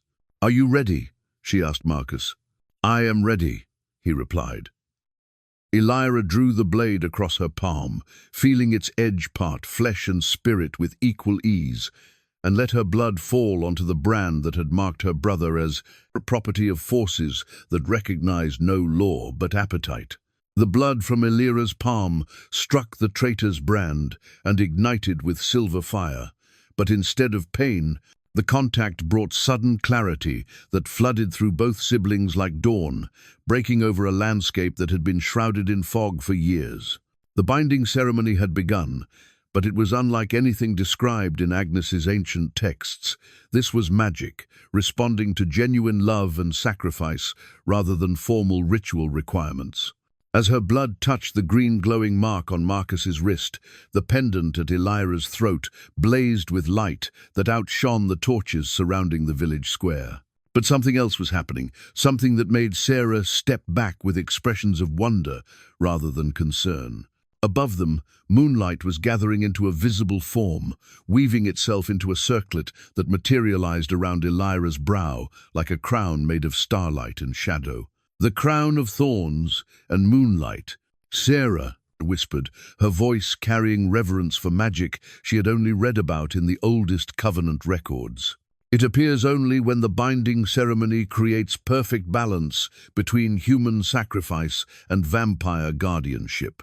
Elira, you are not just becoming an anchor, you are being recognized as a co-guardian, equal partner, rather than subordinate ally."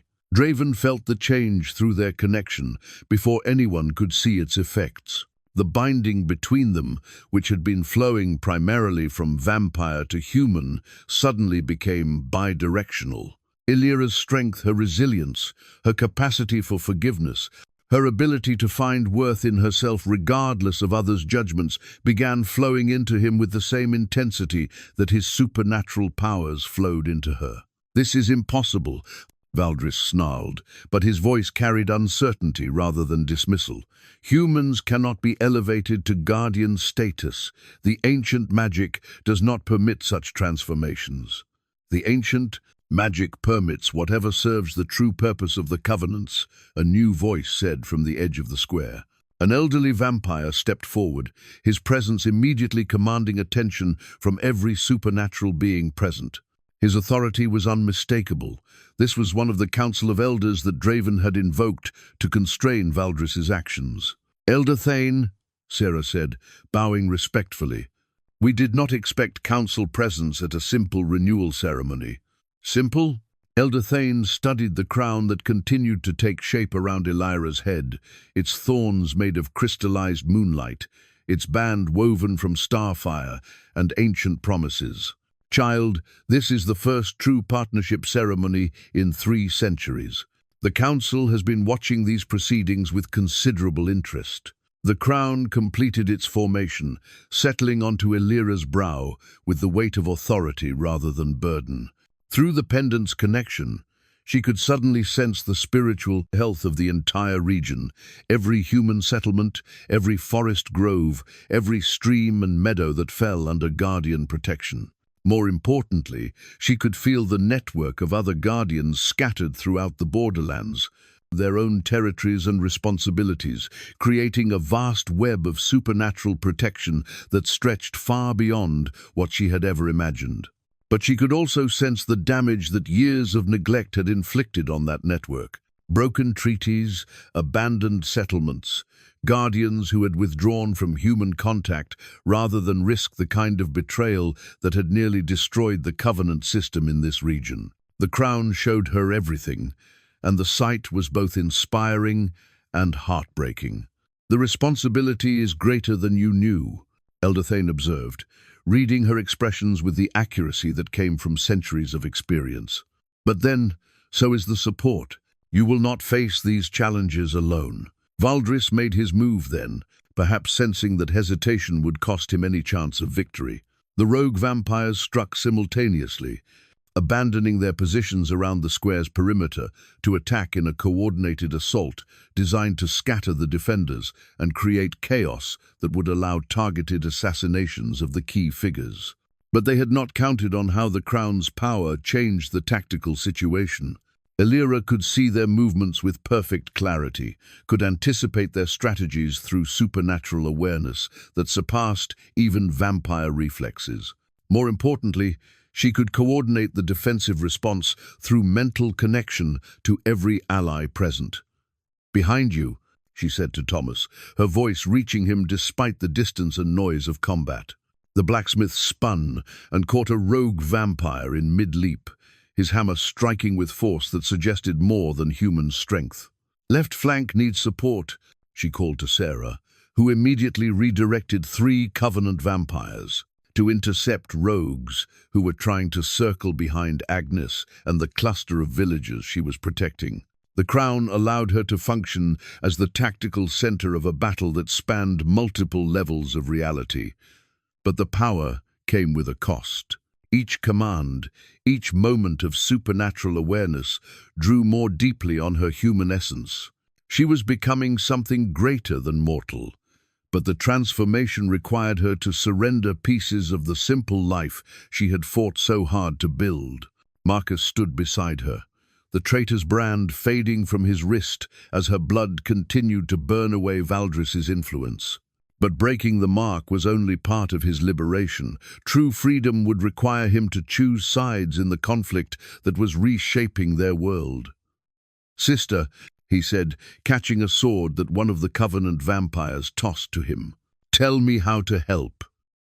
"Fight for redemption," Elira replied, her attention split between battle coordination and the ongoing transformation that the crown was working within her spirit. "Fight, because protecting others is what gives life meaning, not because conquest provides temporary power." Together, they stood against the force that had tried to reduce their relationship to manipulation and betrayal, discovering that love strengthened by trial was more powerful than bonds forged through deception. The ancient binding that had enslaved Draven's predecessor shattered the moment Elira fully accepted the crown's power, its fragments materializing in the village square as physical remnants of spiritual oppression that had lasted far too long. The shattered chain appeared not as a single artifact, but as dozens of broken links scattered across the ground, each piece representing a moment when strength had been used to dominate rather than protect, when power had created suffering instead of security. Elder Thane studied the fragments with expressions that mixed satisfaction and sorrow. The last vestige of the slavery period, he explained to those close enough to hear over the sounds of battle. When the chain breaks completely, it means the Covenant system has been purified of its darkest chapter. Elira felt the change immediately, not just in herself, but in Draven. The weight of centuries, the burden of carrying responsibility alone, the careful distance he had maintained from human connections to avoid the pain his predecessor had endured, all of it dissolved as the partnership between them became truly equal. Where there had been guardian and anchor, now there were simply two beings working together to protect something larger than either could defend alone. The transformation affected the battle dramatically. Valdris had been counting on Draven's reluctance to fully engage with human allies, expecting the Alpha to fight with one foot firmly planted in ancient caution. But partnership changed everything. Draven moved through the rogue vampires like silver lightning given purpose, no longer holding back to preserve the careful balance that had kept treaties stable through decades of mistrust. This is what the Covenants were always meant to become, Sarah called out as she fought alongside Thomas, her supernatural speed perfectly coordinated with his human determination. Not humans serving vampires or vampires protecting humans, but both species working together as equals. Valdris realized his tactical error too late. He had planned this attack based on intelligence gathered about the old Guardian system, solitary alphas bound by restrictive treaties, humans serving as passive anchors for power they could not fully understand. He had not prepared to face Guardians who were genuinely partnered with humans who shared their abilities. You think this changes the fundamental reality? Valdris snarled as he found himself pressed back by the coordinated defense. Humans are mortal, vampires eternal. Any alliance between us is temporary fiction, masquerading as permanent truth. Then let us test that theory, Elira replied, raising the Covenant blade that had somehow returned to her hands despite the chaos of combat. The weapon hummed with power drawn from every broken link of the shattered chain, every moment of liberation from unjust authority. Show us how eternal your philosophy proves to be when faced with mortal determination. They met in the center of the square, where the crown's light turned the cobblestones into a battlefield that existed partially outside normal reality. Valdris fought with the accumulated skill of centuries, his movements too fast for normal human eyes to follow, his strength capable of crushing stone with casual effort. But Elira moved with something beyond supernatural enhancement. She moved with the certainty that came from knowing her worth was not determined by others' measurements. Every blow Valdris struck was anticipated and countered. Every attempt to use his greater experience against her was defeated by the fresh perspective she brought to ancient problems. The crown allowed her to see patterns in his attack style, weaknesses created by overconfidence and contempt for opponents he considered inherently inferior. Impossible, he gasped, as the Covenant blade found its mark, not deeply enough to cause permanent damage, but cleanly enough to prove that he was not untouchable. You have been vampire-touched for a matter of hours. I have been perfecting my skills for centuries. You have been perfecting the same mistakes for centuries, Elira corrected, pressing her advantage with movements that flowed like dance and struck like lightning. Skills grow stagnant when they are never challenged by equals, when they are used only against those who cannot defend themselves. Around them, the battle was turning decisively. The rogue vampires, seeing their leader pressed hard by a human they had dismissed as insignificant, began to lose the coordination that had made them dangerous. Some fled into the forest, others surrendered to Covenant forces, and a few simply stood frozen by the impossibility of what they were witnessing. Marcus fought beside Agnes, protecting the healer as she tended to wounded villagers with supplies that seemed far more extensive than what she could have carried in her simple satchel. The old woman was proving to be full of surprises, her preparations for this night having been more thorough than anyone had realized. "How long have you been planning this?" Marcus asked, as Agnes produced bandages that glowed with faint healing magic. "Child, my family has been planning this for 5 generations," Agnes replied, her weathered hands steady as she worked. "We knew the bloodline would awaken eventually. We just had to be ready to support it when it did." The final exchange between Elira and Valdris came not through superior violence, but through superior understanding. The crown showed her exactly where to strike, to break his confidence without destroying his potential for redemption, how to defeat him thoroughly, while leaving open the possibility that defeat might teach rather than simply punish. When Valdris fell to his knees in the village square, surrounded by the fragments of the shattered chain and overshadowed by the crown that had elevated his opponent beyond his ability to diminish, Elder Thane stepped forward to speak words that would reshape vampire politics for generations to come. The Council recognizes the partnership covenant between Elira of the Bloodlines and Draven of the Alpha Guardians, he said, his voice carrying to every corner of the square. "Let it be recorded that the ancient treaties have been renewed not through submission, but through equality, not through necessity, but through choice." 6 months later, the watchtower stood transformed, not by magic, but by purpose. The hearthstone of belonging rested in the renovated hearth, its warm golden glow visible through windows that no longer looked out on isolation, but on a thriving community that stretched from the village below to the forest paths, where vampire and human patrols worked together to maintain the peace they had fought so hard to achieve. Elira placed her hands on the stone each morning, feeling its warmth spread through her fingers as she connected with the network of guardians and anchors that had grown throughout the borderlands. Where once there had been a single, overworked alpha trying to protect vast territories alone, now there were partnerships spanning dozens of settlements, each one adapted to local needs while maintaining connection to the larger Covenant system. The stone had appeared in her hearth the morning after the battle, materializing like a promise made physical. Unlike the other artifacts that had revealed themselves through crisis and conflict, the hearthstone represented what came after the quiet work of building something sustainable from the foundations that sacrifice and courage had laid. "The morning reports," Agnes said, climbing the spiral staircase with her familiar leather satchel. At 83, the healer had finally trained successors, but she still insisted on personally delivering the weekly summaries that kept Elira connected to developments across the region. "How many new partnerships this week?"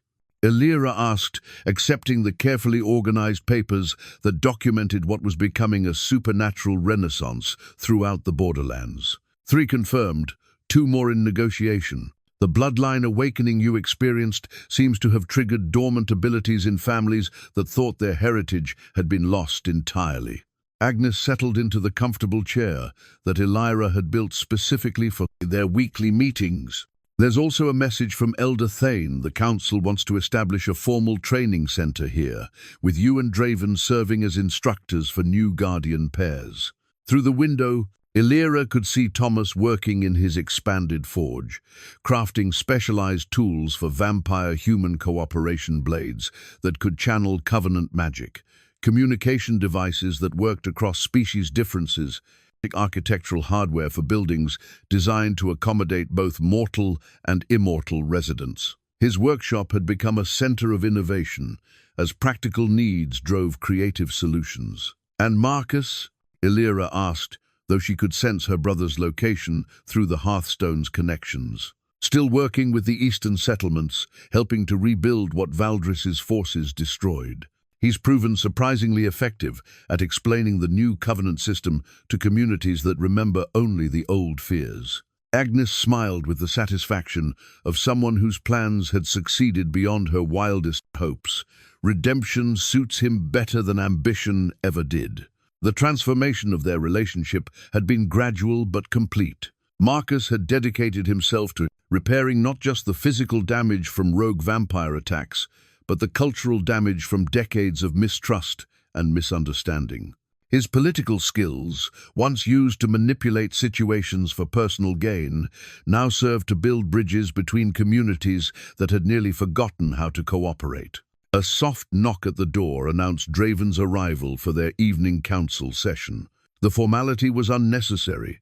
Through the Crown's connection, Elira could sense his presence long before he reached the tower, but they had discovered that maintaining certain human customs helped balance the supernatural aspects of their partnership. "The forest patrols report something interesting," he said, settling into his own chair near the hearth. "3 more families from the Northern Territories have requested permission to establish settlements under Covenant protection. Word is spreading that our system provides security without the restrictions that other regions require." Elira nodded, studying the map they had created to track the expanding network of protected communities. Each marked location represented families who had chosen cooperation over fear, who had decided that partnership with supernatural guardians offered better prospects than hiding from realities they could not change. "We're approaching the limits of what this region can support," she observed. "Perhaps it's time to consider Elder Thane's suggestion about expanding the training program." "Agreed. Though, I admit, the prospect of teaching other alphas to share authority will require some adjustment on my part." Draven's expression carried rueful humor.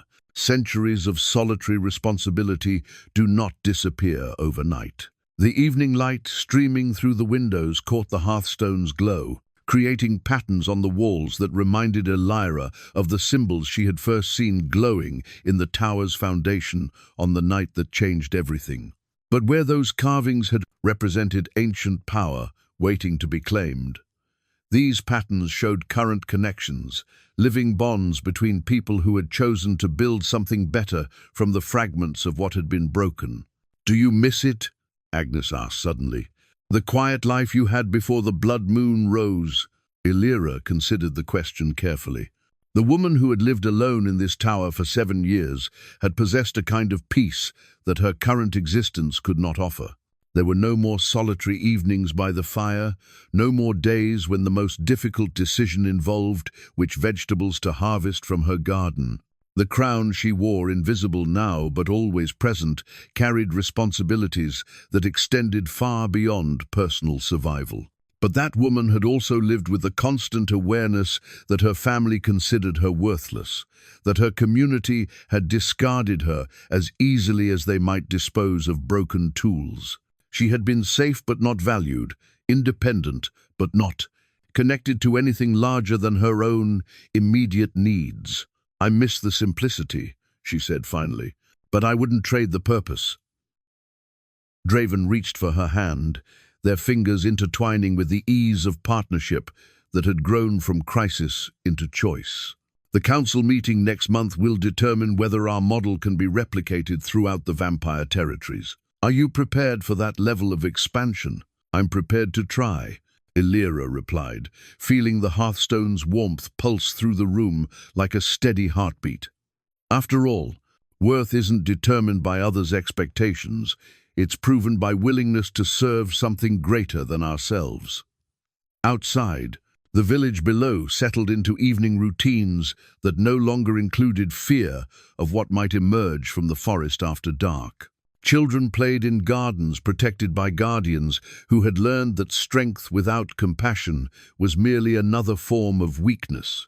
Adults planned futures that extended beyond simple survival, building lives that honored both human tradition and supernatural possibility. The bronze bell of Thornwick rang the hour with clear, strong notes that carried across a landscape finally at peace with all its inhabitants. And in the watchtower that had once housed the woman her family called worthless, the hearthstone of belonging glowed with the warmth of home, freely chosen and love freely given.